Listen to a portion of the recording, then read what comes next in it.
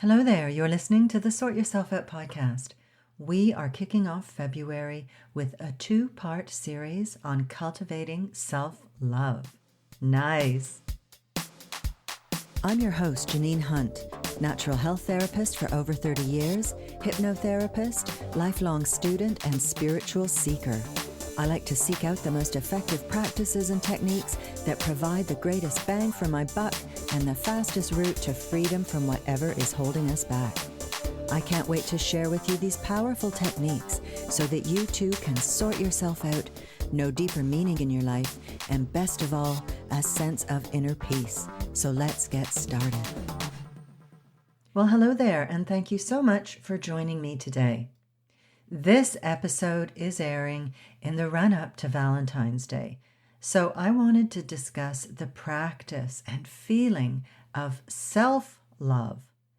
Whether you're listening to this near Valentine's Day or not, it doesn't really matter, because this is a topic that is important all year round.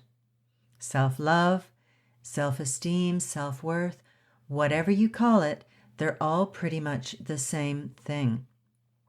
This is an area that so many people struggle with. Feeling like we're not good enough is a general human malaise these days, and it has all sorts of knock-on implications for our mental, emotional, and even physical health and well-being. This week in part 1, we're going to discuss the importance of cultivating a healthy sense of self-esteem. And in part 2 next week, I'm going to share some easy ways that you can begin to cultivate self-love and improve your life no end. But first, I want to share a personal story, which I'll admit is a wee bit embarrassing, but it demonstrates very well the power of self-love in improving our well-being. Now, as you may know, many years ago, I was a drinker. I loved my wine.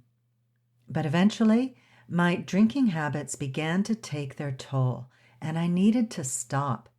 I was having physical health problems, I was feeling paranoid sometimes, and also I was just feeling hopeless because I was finding it so hard to control my drinking. And after many years of trying to control my drinking, I was finally unable to quit, thanks to a book of all things. And this book completely took away my desire to drink. And in case you're interested, it was Alan Carr's Easy Way to Control Your Alcohol. And it was like a miracle to me. I was finally free. Or at least I thought I was. Because as I discovered in the days and months to come, that even though the drinking was finished and I was effortlessly sober, which I thought was basically going to be the end to all my problems, I was left in a state of self-hatred and shame for all those years of alcoholism. But I was getting on with my life the best I could, training to become a naturopath. And most of the health problems I'd been experiencing when I was drinking were gradually clearing up. But there was one embarrassing physical ailment I couldn't shift. And looking back, I think it cropped up after I quit drinking. I had developed warts on my fingers. Yuck! So looking back with what I know now, I see this as a physical outpicturing of my inner state of shame and self-hatred. And boy, I threw every natural health remedy I could think of at this. But nothing would shift those bastard warts. But around this time, I had begun working on my mental and emotional well-being. I was working on loving myself and clearing myself of the shame and guilt and self-hatred. And it was a little ways into doing this inner work that the warts just faded away of their own accord. And it happened so quickly, too. So this story shows us the effect our inner state has on our physical well-being. Once I began loving myself and releasing the sense of shame, the outer effects of the shame disappeared too. The shame and self-hatred were the cause, and the warts the effect. So this is the magic of a top-down technique. We are dealing with cause and not effect. We are working from the inside out. And this is the way that all things manifest. They begin as mental or emotional energy before manifesting on the physical plane. London hypnotherapist Marissa Peer said, "We are all a walking, talking affirmation of what we believe about ourselves. So changing what you believe about you is a vital step on your journey to lasting self-esteem." So that is great news. We can change what we believe about ourselves. We can move from self-hatred, neediness, insecurity, guilt, and shame to our rightful state of loving ourselves. Now, I'm not talking about arrogance or conceit or vanity. I am talking about the recognition of the divine being that you are and the birthright of your self-worth, just because you are here in this body on planet Earth. Louise Hay, in You Can Heal Your Life, a book that I think everyone should read and that helped me so much all those years ago, speaks about this birthright and how, as little babies, we were born aware of our own worth. She said, "Babies do not have to do anything to become perfect. They already are perfect, and they act as if they know it. They know they are the center of the universe. They're not afraid to ask for what they want. They freely express their emotions. You know when a baby is angry. In fact, the whole neighborhood knows. You also know when babies are happy, for their smiles light up a room. They are full of love. Tiny babies will die if they do not get love. Once we are older, we learn to live without love, but babies will not stand for it. Babies also love every part of their bodies, even their own feces." Ooh, okay, I don't recommend you go that far. Okay, continuing the quotation. "They have incredible courage." You were like that. We were all like that. Then we began to listen to adults around us who had learned to be fearful, and we began to deny our own magnificence. Unquote. In the book Frequency by Penny Pierce, she describes this gradual wearing away of our inherent baby self-love as a coping mechanism we developed to deal with our parents' wounds. She says, "You were merged with your environment and, like a dolphin, sent out your own brand of sonar, learning to navigate by what expanded without limit into the world and by what bounced back to you. You were like a miniature sun, beaming out clear light, love, and joy to anyone who wanted to be in it." Unquote. So this was our natural state. As babies, and even up to about the age of 7, we are still very much operating in our soul consciousness. We have not fully individualized and separated ourselves from our original state, as eventually happens as we grow up and become influenced by the outer world.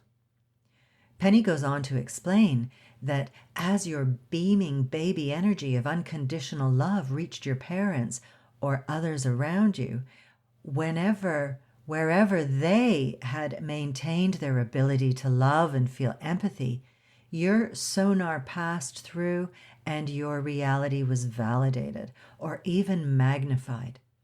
But if your baby energy beamed out to parents who had learned to be afraid or who had shut down their own hearts for whatever reason, according to their own wounds, your sonar bounced back to you.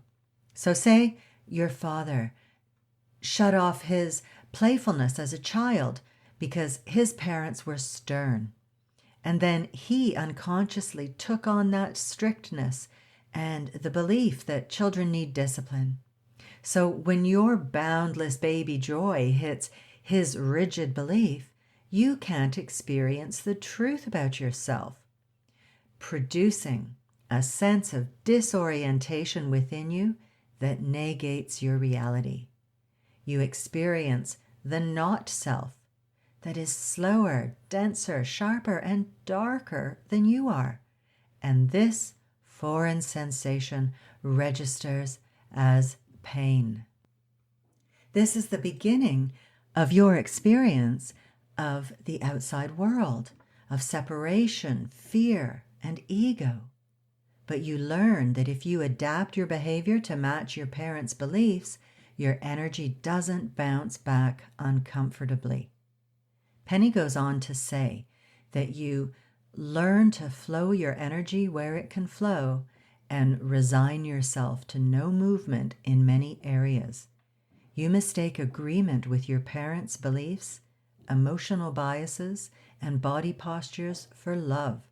If you can't get soul validation, you take what you can, even if it's only crumbs to survive. Unquote. So we can see that as babies and little children, we lose our intrinsic joy and self-love and gradually take on the beliefs and, dare I say it, hang-ups of our parents, society, and culture. I was listening to an audiobook by Shirley and Martin Kemp recently. Shirley was a backing dancer back in the early days of Wham in the 80s, and Martin was the bassist in Spandau Ballet. In this book, they are talking about their lives and their love story. Early on in the book, Martin was saying that he didn't do very well at school and was known as a bit of a dummy. The other boys would say to him over and over again, "You're so stupid. Have you got a brain tumor?"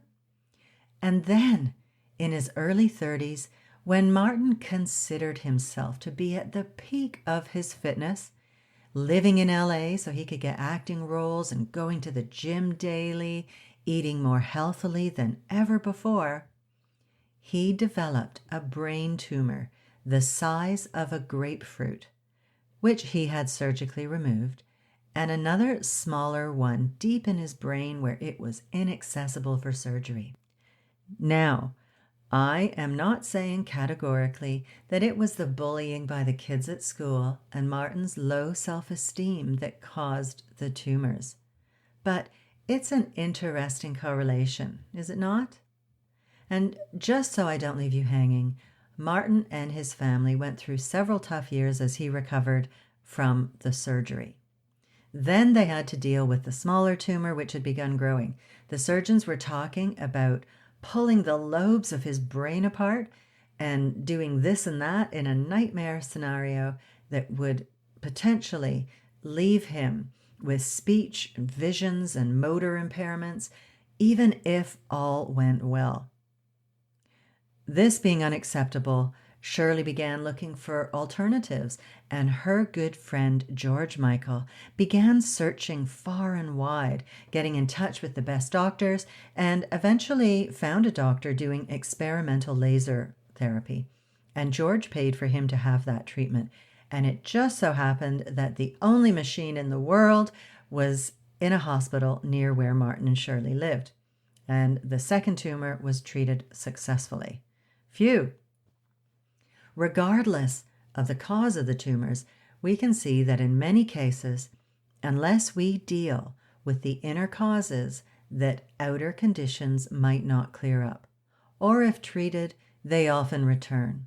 Think of people who lose a lot of weight and gain it all back again, or the person who gets cancer, has the lumps removed and are given the all clear, and then a couple of years later it's back again. Or people who believe themselves to be victims and continue to attract partners who will abuse them and perpetuate their victim mentality. As we talked about with the babies, this is an energetic exchange going on. We need to clean up our energies to shift to a higher level of well-being. We need to undo the damage and cultivate self-love and self-worth so that we attract loving, caring, and respectful people into our lives. If we don't love and respect ourselves, other people won't either, and we will be at the mercy of predatory and abusive individuals. And as in the case of those bastard warts, thankfully minor by comparison, when I began to do practices to learn to love myself, the warts vanished. As far as Louise Hay was concerned, teaching self-love was the only cure she offered and the panacea for all ills. As she said, no matter what the problem, the main issue to work on is loving the self. This is the magic wand that dissolves problems. So when you fill yourself with the energy of love, whether for yourself or others, you raise your frequency to the highest and purest vibration on the planet. Love is the great healing energy that clears out the darkness and illusion within and lifts up your consciousness to new levels of awareness. Nice. Well, my friend, I'm going to wrap this up now. I hope that I've got you interested in cultivating self-love. And even if you've done some practices before, it's a great idea to continue. For example, I achieved a really good level of self-love and self-esteem when I did all that inner work nearly 20 years ago. But recently, with new life circumstances, midlife, I became aware that I could use some more work in this area. And it's just so good. I mean, hating yourself sucks, right? Now, in next week's episode, I'm going to share some easy ways that you can cultivate self-love. But for now, this week, I don't want to leave you high and dry, so I've got 2 offerings for you to get you going right now. Firstly, use an affirmation that you repeat to yourself, almost nonstop, to reprogram your being with love. One of my faves is, I love and accept myself exactly as I am. Or, I approve of myself. Or, I deserve the best and I accept it now. Another thing you can do is use my free Inner Smile guided meditation. It gets you feeling loved and is designed to get your endorphins flowing, those feel-good hormones that give you a natural buzz and raise your vibration. It really revs up the good vibes so you can attract higher vibrational things, people, circumstances, and opportunities into your life, as well as to help you to give your best to the world. This is a free audio download, and it only takes 5 or 6 minutes, but gives you an afterglow that you will carry into your day. So give it a go. It's completely free to download. I recommend you try it in the morning and see what you think about how it changes your day. You can get it at theinspirationcloud.com/SYO62, and I'll put a link in the show notes. Now, if you are interested in taking your well-being to the next level and being better than happy, why don't you sign up to the waitlist for my upcoming Better Than Happy membership? I've been talking about it for ages, but I am getting there, and soon we will be launching this. So the Better Than Happy Zone is a monthly membership where I'll be teaching my most powerful top-down techniques to sort yourself out, to free yourself of your hang-ups and blockages, to take charge of your mind, and to nourish your soul. So if you've been listening to this podcast, you know that I'm all about giving you the tools that you need to transform your life. And in the Better Than Happy membership, there will be mini courses and hypnosis sessions and guided meditations and EFT tapping videos, neurolinguistic programming techniques, mindfulness training, the ageless wisdom teaching, and lots more. So that wherever you are on your path to greater well-being, you can start right there and then take the next step when you're ready. You'll have the tools, practices, and techniques you need to not just heal your life, but to make it more meaningful, fulfilling, peaceful, and beautiful. So if you're ready to transform your well-being and be better than happy and would like to be kept informed, go on over to theinspirationcloud.com/membership to get on the wait list, and I will keep you in the loop. And this is something you also want to do, because those people on my wait list are going to be offered a special early bird offer where they will be offered the membership at the lowest price it's ever going to be, and they will also get early access. So that's the inspirationcloud.com/SYO membership. Okay, my friend, that is all for today. Thank you so much for spending your time with me. I really do appreciate it. So take care, and I will see you next week. Bye-bye. Thanks so much for listening to the podcast. I really hope you found it helpful and full of uplifting ideas that you can put into practice in your life. And if you have, chances are your friends and family will too. So please share it with them on social media. You'll be helping them to sort themselves out, because I bet you think they need it, right? But seriously, you'll also be doing me a huge favor, and I will be eternally grateful for your generosity. It would also be lovely if you would leave me a review on iTunes, preferably a nice one, please. And don't forget to subscribe to the podcast while you're there. If you have any questions or would like me to address a certain topic, I'd love to hear from you.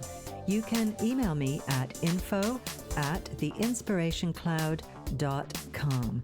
Have a good one, folks. Thanks again, and I'll see you next week.